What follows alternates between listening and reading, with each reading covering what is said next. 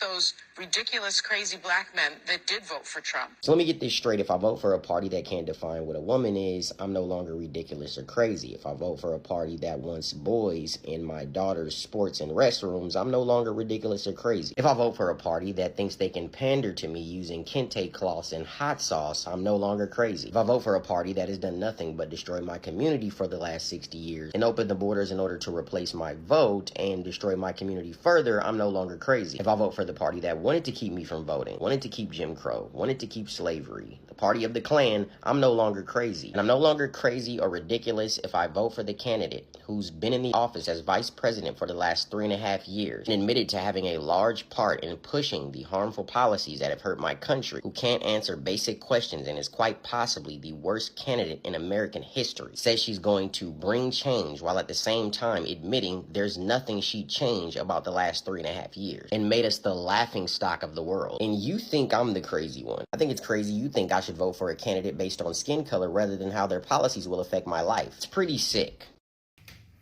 Hello, America. I'm Vernon Jones, former county executive and former state representative from the great state of Georgia. I was just kind of thinking out loud here, especially after this past week when Barack Obama came out to lecture black men on who to vote for based on race. I was just kind of thinking out loud here.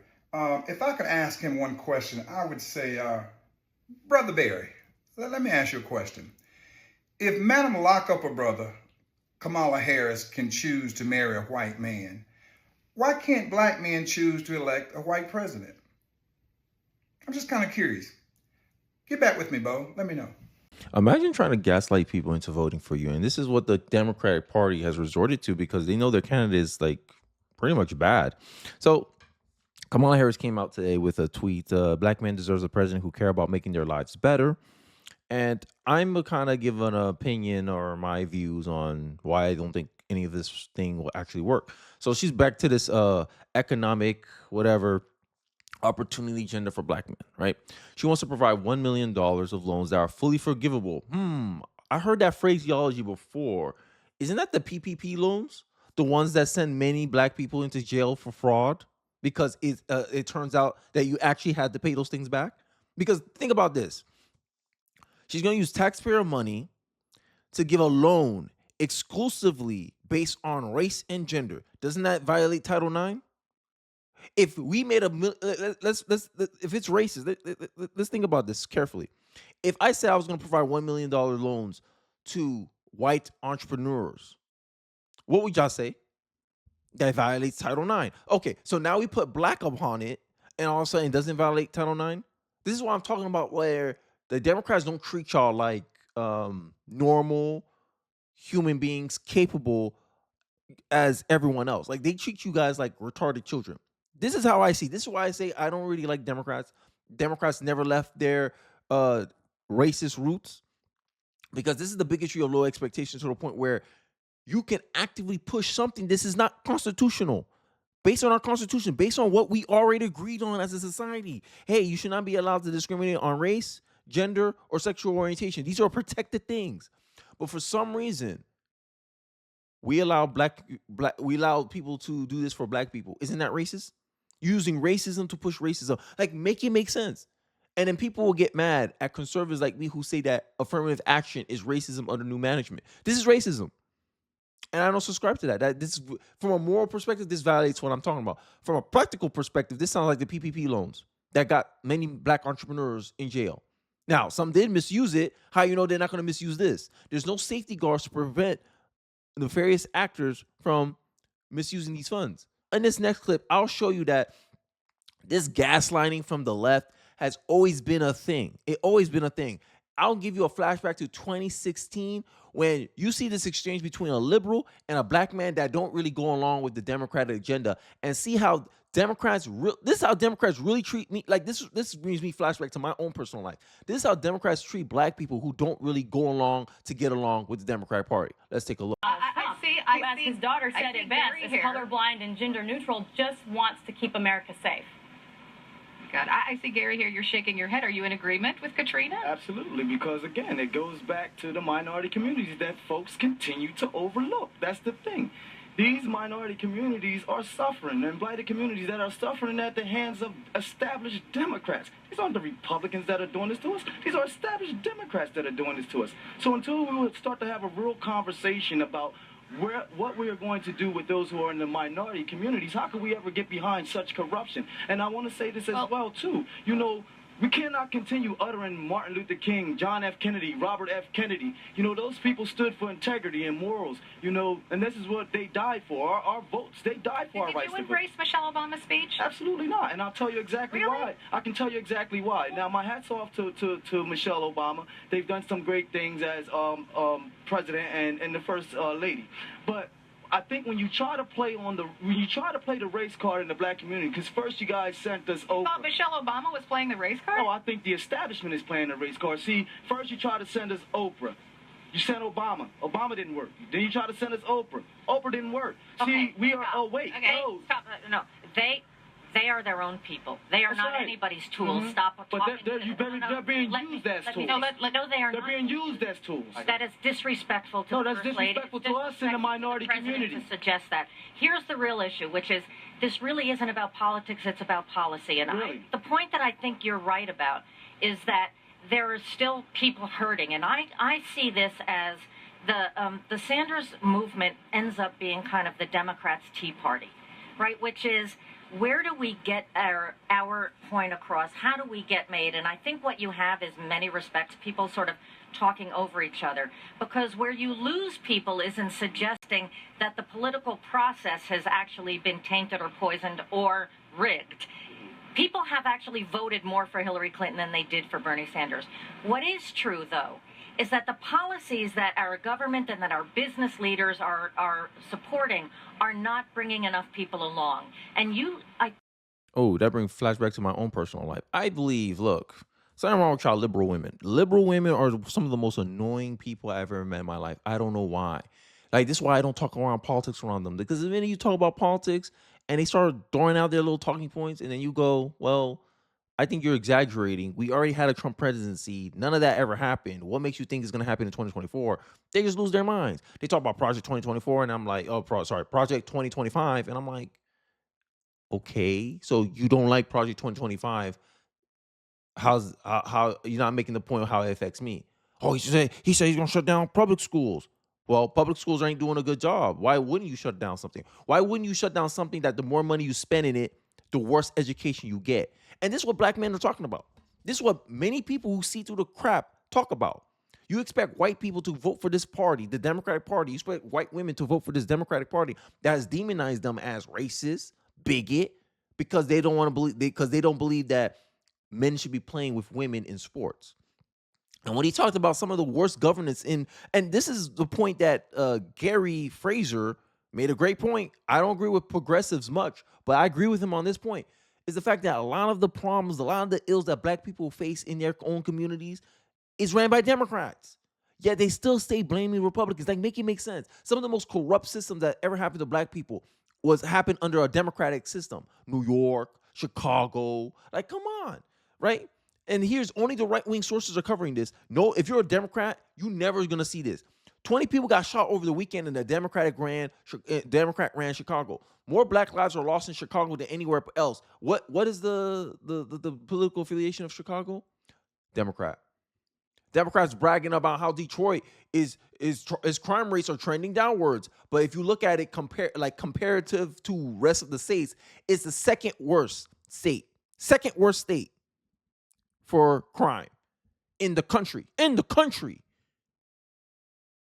And here you are, like, praising about how you went down compared to last year. Like, make it make sense. But you're still doing a worse job than every other state except one. And this is what the Democrats are bragging about.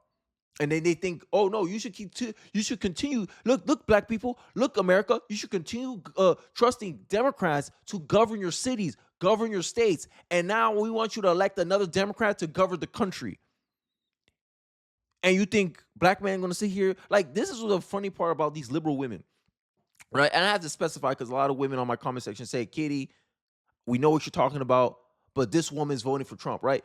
I understand there's women that will vote for Trump. I understand that. But my main point here is that liberal women, like have the audacity to call black people or anyone who don't want to vote for Kamala Harris ridiculous when she's essentially trying to create an incentive structure that's pushing our youth to become more trans, because that is the social status that's going on right now.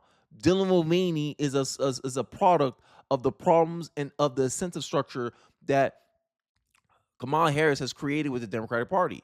Stop gaslighting. Like, she's the worst. Like, that's it. This is how you know. This is how you know she's doing bad, because she has to gaslight people into supporting her, right? She has to create astroturf. Remember, this is the claim that many conservatives said, like, including myself. I said this from the very beginning. They found out that he used to be employed by the Biden administration. Like, nothing's organic about her. And it goes more into what the hell is going on with the Democratic Party. It highlights more the problem with the Democratic Party, and they expect you to vote for this. When we say, hey, what's the substance?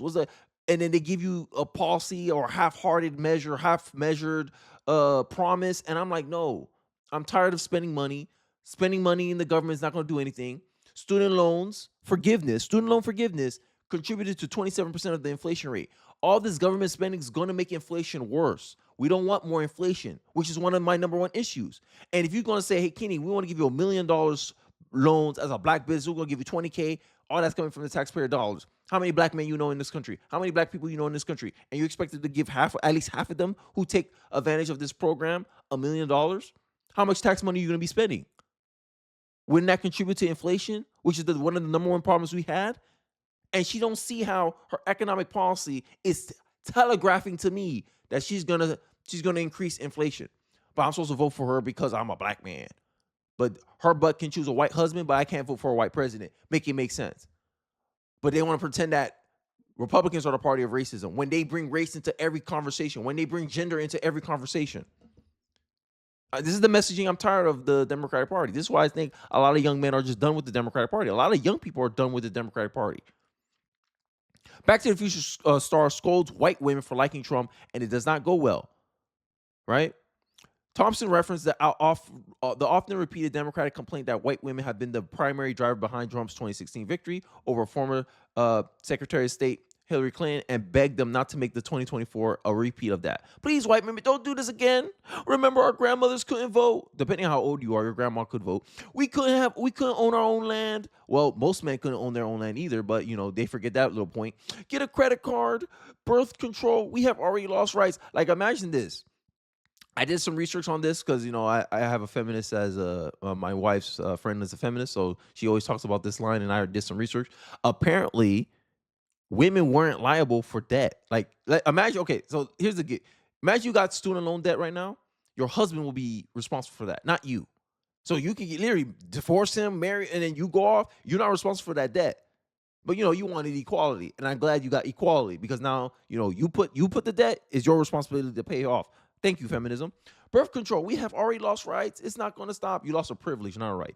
Please, white women, Right. The last time Trump was president, I had to stop voting, give up my land, and they cut my credit card and took my birth control. Totally. Like, AKA, hey, you're fear-mongering. Hey, the hype is not real. Okay? The hype is not real. The party that hates men is wondering why they're losing male voters. Like, make it make sense.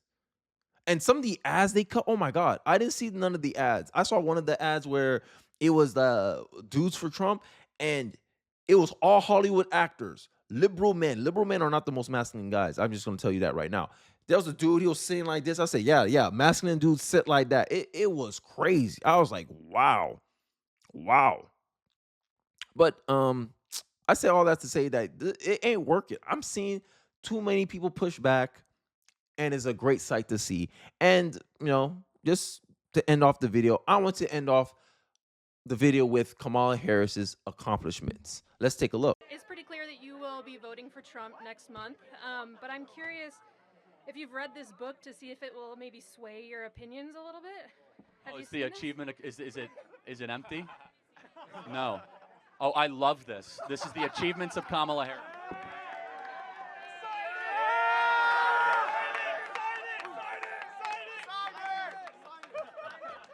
If you want, you can try to fill it out too, but there's not much. No, those white dudes for Harris need to start filling this out. Look at Look at how much she did on immigration, everybody. Isn't that great? God bless you. Thank you.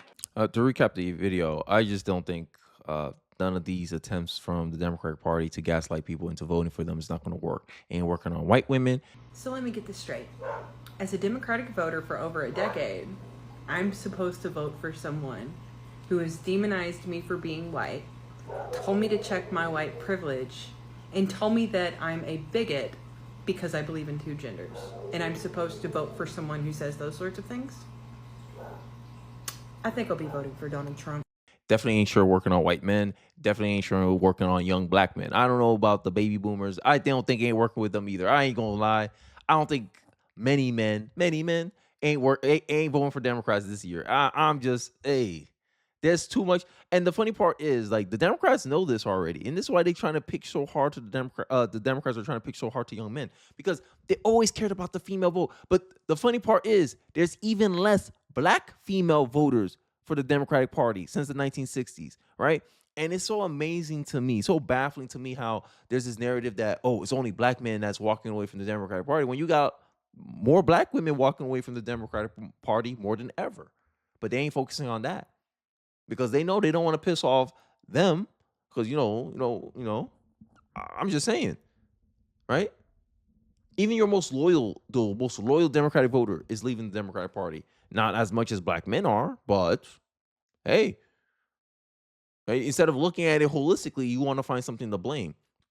And that's how you know that someone of weak moral character is that instead of looking at their actions, instead of self-reflecting and saying, hey, how am I coming across? Hey, I'm not coming across very clean, articulate. I'm not coming off very clear on where I actually stand.